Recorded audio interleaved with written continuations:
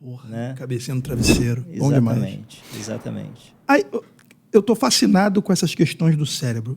Pelo que eu estou entendendo até agora, é uma máquina que vai se adaptando e se readaptando com o passar do tempo.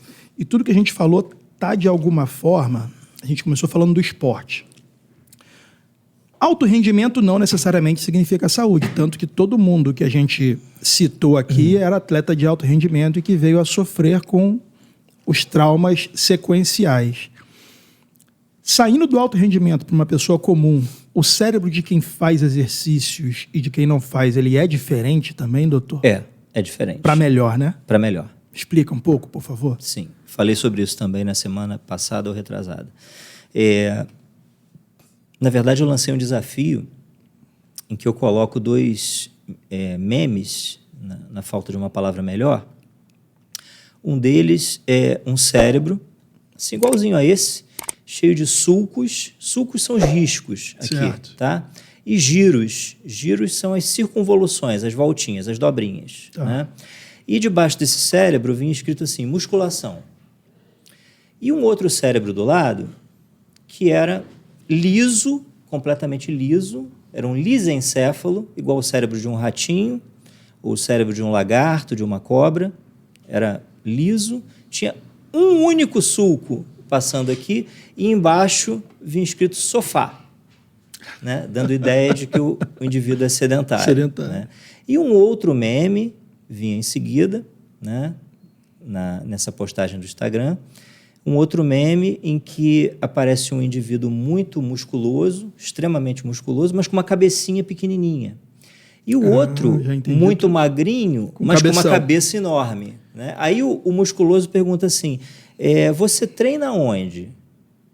E o magrinho fala assim, na biblioteca. Eu pergunto, lanço o desafio no Instagram para os meus seguidores, né? Eu tenho 18,3 mil seguidores, sou o neurocirurgião com o maior número de seguidores no Rio de Janeiro atualmente. E eu pergunto para os meus seguidores assim, qual que estaria remotamente mais correto ou menos errado desses dois? Levando em conta que o cabeçudo é magrinho e o meme quer passar uma imagem de sedentarismo, era para o musculoso ter um cérebro mais avantajado, com mais sulcos, assim, segundo a sua explicação? A questão, Alexandre, é o seguinte, sofá e sedentarismo nunca fez bem a ninguém em nenhuma época da vida, entendeu? Então, só há um caminho para a longevidade. Exercício. Né? Exercício, boa alimentação, mais de 2 litros de água por dia. Né? Leitura. Então, o que eu falo? Aí depois eu digo, olha, resposta amanhã, tá, pessoal? Amanhã eu gravo um vídeo e dou a resposta. Eu digo, olha, é claro que é o primeiro que está mais correto. Né? Musculação é muito melhor para a sua saúde cerebral do que você ficar na cama vendo televisão, ficar no sofá vendo televisão. É muito melhor. E é melhor por uma série de questões já comprovadas cientificamente. Uma delas é que a musculação aumenta a neurogênese hipocampal. O hipocampo fica aqui na parte interna do lobo temporal, não sei se pega aqui, na parte interna do lobo temporal aqui, né? E é o centro responsável por transformar memórias de curto prazo em memórias de longo prazo. A musculação ajuda nessa? Ajuda a formar mais neurônios nessa região. Além disso, a musculação, ela não só ativa a circulação no seu corpo todo, mas ela ativa a circulação cerebral também. E aumentando a circulação cerebral, fazendo com que você tenha mais vasos sanguíneos, aumentando a angiogênese cerebral, a formação de novos vasos, ou seja, promovendo a neoangiogênese cerebral. Vai até que idade, doutor? Ou não tem idade? Não tem idade. É claro que quanto mais novo, melhor. Tá. Né? Quanto mais novo, melhor. Quanto mais idoso, mais difícil é. Mas é claro que você aumentando a quantidade de vasos sanguíneos, você aumenta o aporte a esses neurônios de nutrientes e oxigênio. Sim. Porque esses vasos vão levar para lá. Então, isso melhora a neuroplasticidade. Que legal. Né? Neuroplasticidade não é um neurônio virar 2, não é o neurônio replicar, isso é neurogênese. Neuroplasticidade é o neurônio fazer novas conexões. Nós temos cerca de 90 bilhões de neurônios, cada um faz de 1.000 a 5.000 conexões, o que dá mais ou menos uns 80 a 100 trilhões de sinapses. Né? E nós podemos melhorar isso. A vantagem é que nós podemos melhorar isso. Com exercício, com boa alimentação, com rotinas, com uma vida regrada, mesmo horário para acordar, mesmo horário para dormir, isso mesmo horário para né? almoçar. Isso é importantíssimo. Uma higiene de sono adequada. É na hora do sono que as memórias são consolidadas. Perfeito. Não é na hora que você está conversando. Uau. Na hora que você está conversando, você está recebendo a informação. É como se você estivesse me dando informação, eu estivesse botando todas as informações aqui nos papéis, aqui, acumulando papéis aqui. Na hora do sono, eu pego esses papéis e engaveto, guardo, para quando eu quiser, eu ter acesso a eles. Entendeu? Perfeito. Entendeu a analogia? Entendi perfeitamente. Então, o sono faz isso. Se eu não tiver um sono adequado, se eu não tiver um sono que me proporcione um descanso adequado, né, esses papéis vão embora. É correto dizer que vão com o vento. É correto dizer vão com uma ventania. É correto dizer que se eu estudei de, sei lá, das 19 horas às 21 eu estudei, e aí às 21h30 eu vejo um episódio de uma série, eu posso estar jogando um pouco desses papéis fora antes de dormir?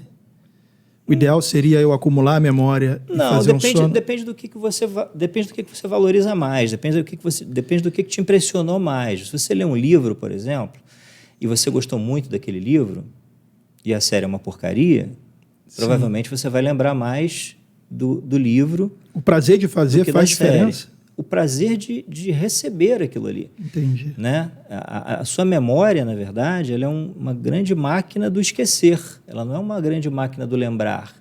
Ela é uma grande máquina do esquecer. Né? Eu costumo fazer no consultório um teste com os meus pacientes que chegam com queixa de memória. Né? E eu falo assim para eles assim, fecha os olhos. A pessoa fecha os olhos. Aí eu falo assim, qual a cor da minha gravata? Aí a pessoa... Não lembro. Eu falei, não, mas você viu. Você entrou aqui, eu abri a porta para você, você viu a minha gravata. Essa imagem chegou ao teu córtex occipital, que é aqui atrás. Ó. Aqui atrás, na parte de trás do cérebro, é o córtex occipital, que é a região responsável pela interpretação do estímulo visual. Isso chegou até você. Mas essa é uma informação sem importância. Qual a importância da informação da cor da gravata do médico? Entendeu? Entendi. Então, o teu hipocampo bate ali, o córtex pré-frontal mata no peito e joga para frente, entendeu? Vamos tentar lembrar o que o médico prescreveu, qual é a posologia do remédio, qual o exame que eu tenho que fazer, o meu diagnóstico. É para isso que você está lá. É para isso que você está lá, não para saber o nome da cor da gravata. Mas essa informação foi captada por você. Eu vim do Rio para Niterói aqui para conversar contigo. Né? A quantidade de coisas que eu via, né, vindo de Uber para cá, né, de informações que adentraram o meu cérebro via o auditivo ou via visual, foi imensa. Só que eu não lembro de nada. São coisas sem importância, entendeu? Então, assim, o cérebro, ele filtra aquilo que é importante para você e mantém... ele filtra aquilo que não é importante para você e mantém e retém aquilo que você realmente precisa, né? E isso está muito ligado à emoção. Por exemplo, tenho certeza que você lembra o primeiro beijo que você deu. Sim. Você lembra o dia do nascimento do seu filho? Claro. Você lembra o primeiro pet que você perdeu? Sim. Que morreu? Perfeito. Né? Você lembra o dia que você casou? Sim. São memórias muito carregadas de emotividade. Perfeito. E essas são as melhores. Essas são as que dificilmente você vai perder, mesmo com Alzheimer. Mesmo com Alzheimer, são as últimas a serem perdidas. Caramba.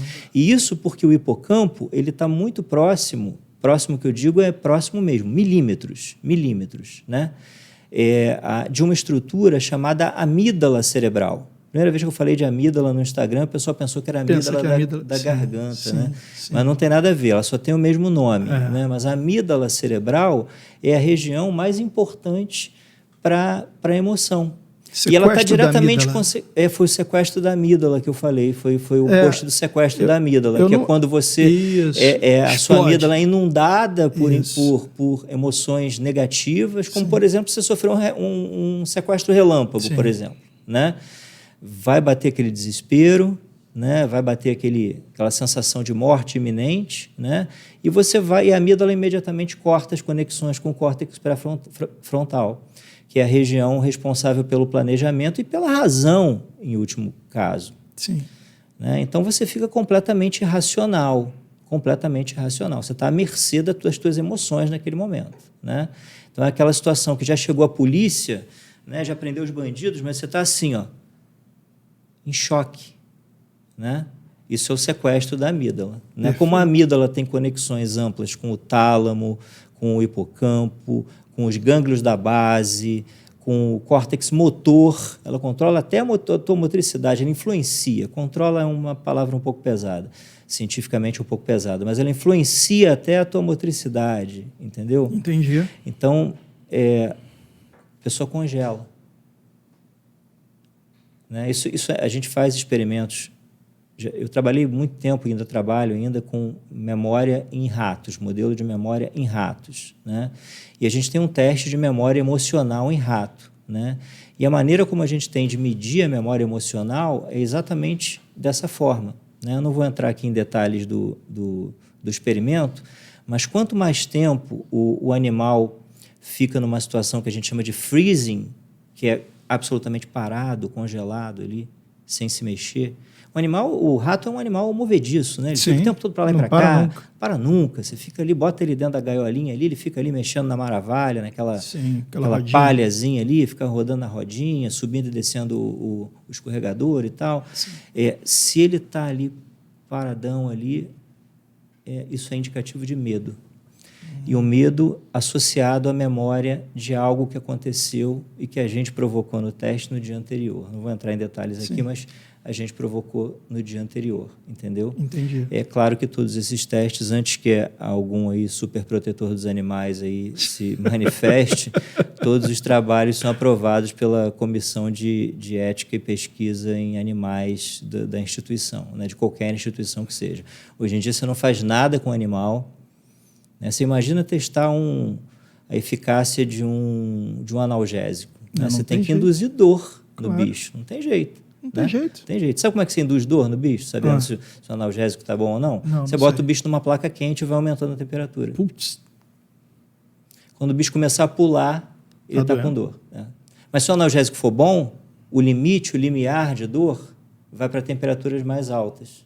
Entendi. Normalmente ele começa a pular com 60 graus, 55 graus, ele começa a tirar o pé. Sim, né? Ele tem que ser uma coisa tipo isso aqui, ó, um troço em pé, que o rato fique em pé. Ele não pode ficar nas quatro patas, ele tem que ficar em pé e apoiado com as patas dianteiras no vidro. Né? Perfeito. E ele começando a tirar o pé, significa que está doendo, está incomodando. Se o analgésico for bom, você vai ter que botar a temperatura mais alta. Se o analgésico for bom, você tem que ir aumentando a temperatura até você começar a perceber, você vai a 65, até você começar a perceber que ele está... Isso não serve só para teste de analgésico, por exemplo. A gente fez isso recentemente em animais com lesão medular e que, teoricamente, se você tem uma lesão medular completa, teoricamente não, na prática também, se você tem uma lesão medular completa, está paraplégico, você também não tem sensibilidade.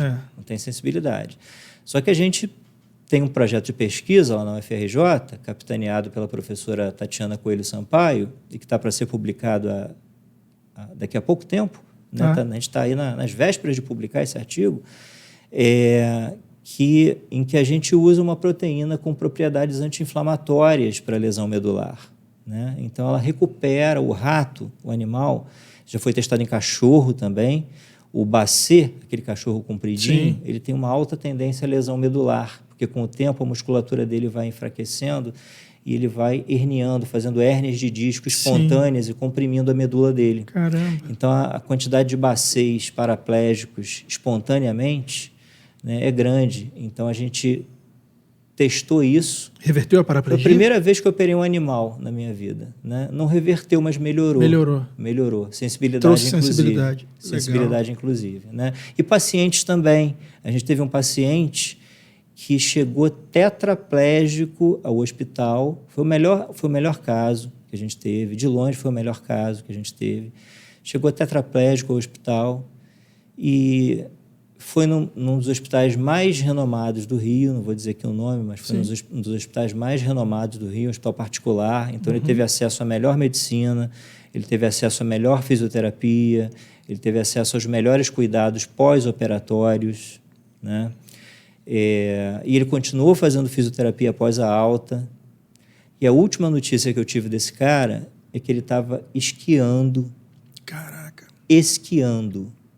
E chegou tetraplégico ao hospital, né? E ele foi um paciente voluntário da pesquisa. Que legal. Ele foi voluntário da pesquisa. Esse foi de longe, o melhor resultado que a gente teve, né? Depois, nos outros voluntários, a gente teve uma variabilidade grande de resultados, porque aí é num hospital que não tem uma fisioterapia mais tão intensa, né? A lesão é diferente, o paciente é mais velho, né? Isso dificulta um pouco mais a recuperação. Esse era um rapaz jovem, de 20 e poucos anos, ou 30, né? Uau. Então, assim, a idade é uma coisa importante para a recuperação neurológica, é muito importante. Fator idade é extremamente importante para a recuperação de qualquer lesão, né? Então, aguardem aí que em breve eu vou colocar no Instagram aí a foto aí da primeira página do artigo aí, bem interessante. Então, em suma, esporte faz bem para o cérebro. Esporte faz bem para o cérebro, esporte deixa mais